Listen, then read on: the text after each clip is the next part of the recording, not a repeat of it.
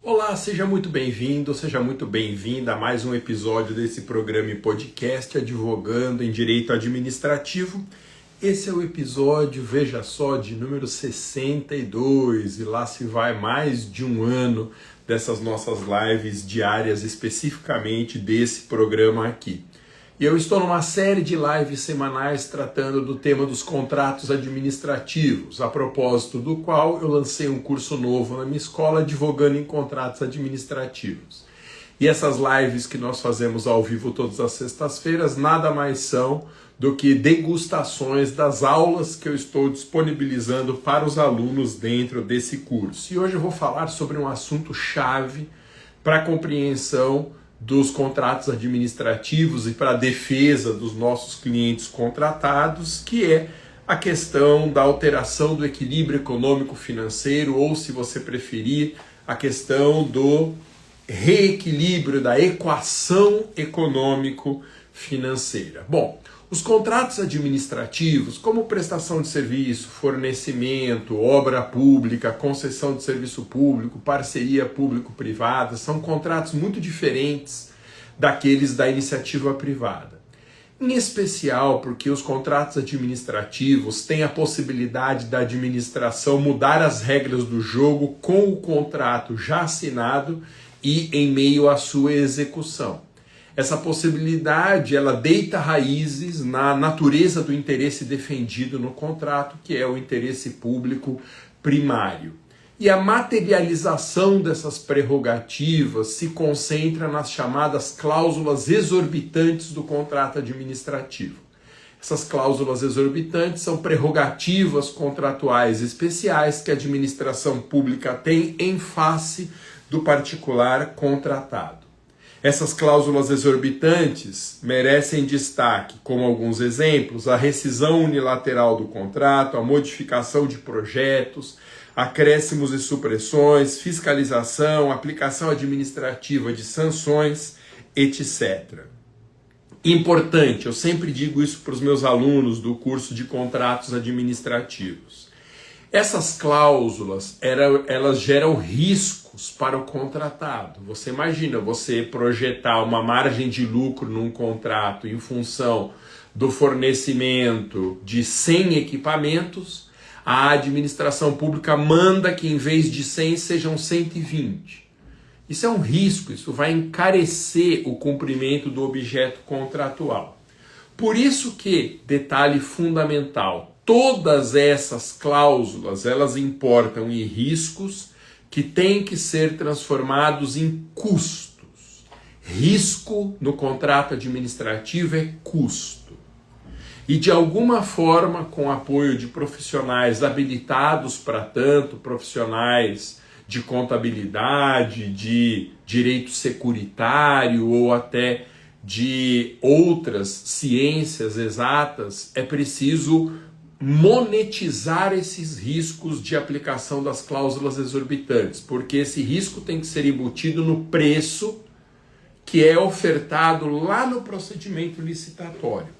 Uma empresa que vai celebrar um contrato com a administração ou antes concorrer à celebração de um contrato num procedimento licitatório e que não embute os riscos desse contrato no preço da licitação, ela não sabe o que está fazendo. E pode arrumar um problema gravíssimo quando uma dessas cláusulas for executada pela administração e ela não tiver recursos para sustentar essa novidade. Então, a ideia fundamental de cláusulas exorbitantes é que, do ponto de vista das ciências atuariais, são riscos que o contratado corre que tem que ser transformados em custos e embutidos no preço oferecido lá no procedimento licitatório. Aí vem uma pergunta fundamental. Mas, Marza, se existem tantos riscos da administração executar cláusulas exorbitantes e trazer problemas para o contratado que implicam até em aumento de custo, por que as empresas se matam para ganhar uma licitação, Marza? Porque tem licitações que são incrivelmente disputadas. Eu lembro de um exemplo, isso já faz tempo, coisa de 20, 30 anos atrás, em que houve uma licitação aqui em São Paulo tão disputada, mas tão disputada, que uma empresa matou o diretor de outra empresa concorrente disputante da licitação. Então, as empresas, elas participam com faca nos dentes em procedimentos licitatórios com o objetivo de ganhar. Mas por quê? Se o contrato implica tantos riscos? Eu gosto de pensar que existem duas razões que justificam tanta disputa licitatória para celebrar um contrato em que há riscos de execução de cláusulas tão gravosas como as cláusulas exorbitantes. Primeiro, os altos valores envolvidos. Gente, contratos administrativos com muita facilidade ultrapassam a casa de 10, 20, 30, 50 milhões de reais. Porque nós estamos falando de fornecimento para o poder público. Você imagina o tamanho de um contrato, por exemplo, com a União Federal para fornecimento de água mineral durante 2, 3 anos que sejam. É muito dinheiro envolvido. Isso para não falar de uma obra de criação de uma linha de metrô. Então, a primeira razão que justifica as empresas quererem tanto ganhar uma licitação é o alto valor envolvido. E a segunda razão é que o direito brasileiro assegura uma preservação da margem de lucro para o contratado nesses contratos administrativos. É uma garantia constitucional, eu não canso de repetir isso. A Constituição assegura a margem de lucro nos contratos administrativos. Eu já devo ter dito isso umas 200 vezes para os meus alunos no curso de contratos e é uma informação muito importante.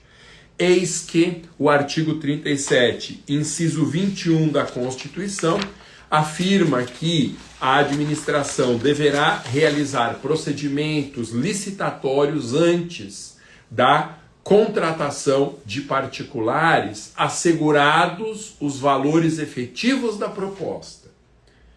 Esse pequeno trecho do 3721, que está perdido lá no meio de várias outras normas do dispositivo, assegurado o valor efetivo da proposta, é a garantia constitucional da equação econômico-financeira a ser preservada. E como que funciona essa equação econômico-financeira? É simples. Na data de assinatura do contrato, após a realização do certame licitatório e a decretação desse adjudicatário como sendo o vencedor, o contratado ele apresenta uma planilha.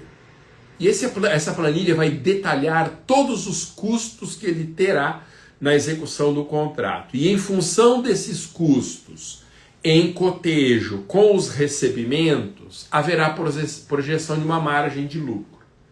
Então, por exemplo, as planilhas demonstram que para cada veículo fornecido ao serviço funerário municipal, um exemplo qualquer, a empresa terá um lucro de R$20 mil por veículo. Isso está na planilha, está registrado lá no Poder Público na data da assinatura do contrato.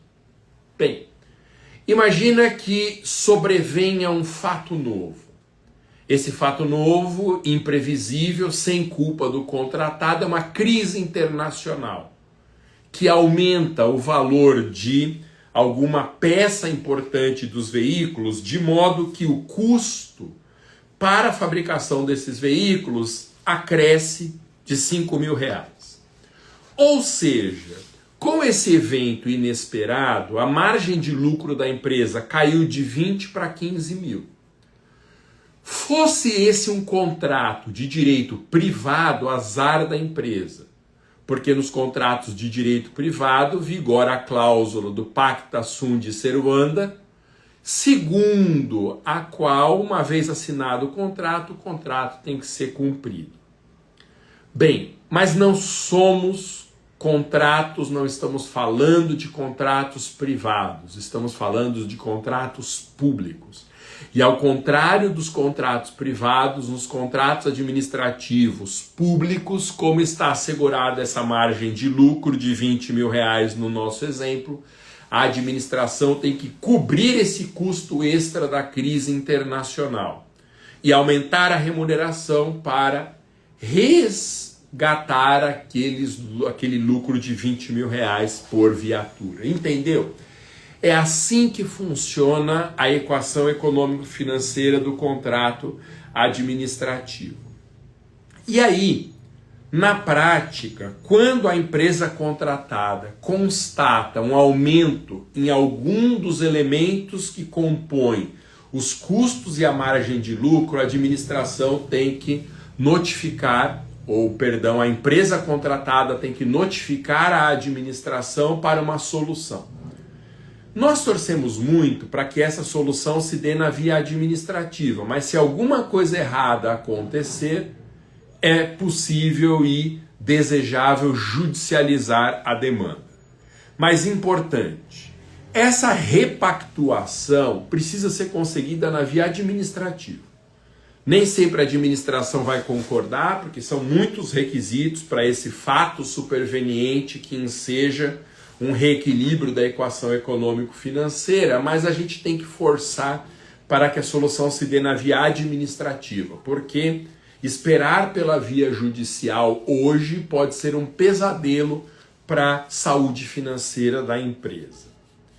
Interessante, para a gente dar uma visão geral de quais são esses fatos supervenientes que autorizam o reequilíbrio da equação econômico-financeira. Tem que ser um fato novo, um fato superveniente, como eu já comentei na semana passada, no tema da alteração unilateral do contrato. Esse fato tem que ser comprovado, ele tem que ser imprevisível, ou seja, não dava para saber que ele ia acontecer, não dava para saber na época da celebração do contrato, e jamais ele pode ter sido causado pelo contratado. Então, essa crise internacional, do exemplo que eu dei, ela preenche todos esses requisitos. É um fato novo, era imprevisível, não foi causado pelo contratado. E aí, espera-se uma solução administrativa para a preservação da margem de lucro. Bom, esse é o tema da aula que eu estou inserindo no meu curso Contratos Administrativos, Advogando em Contratos. Tendo interesse de se matricular nesse curso, que é um curso de grande sucesso na minha escola, clica no link que está na minha bio do Instagram para mais informações. O perfil é @professormaza, ou aqui um link na descrição desse vídeo.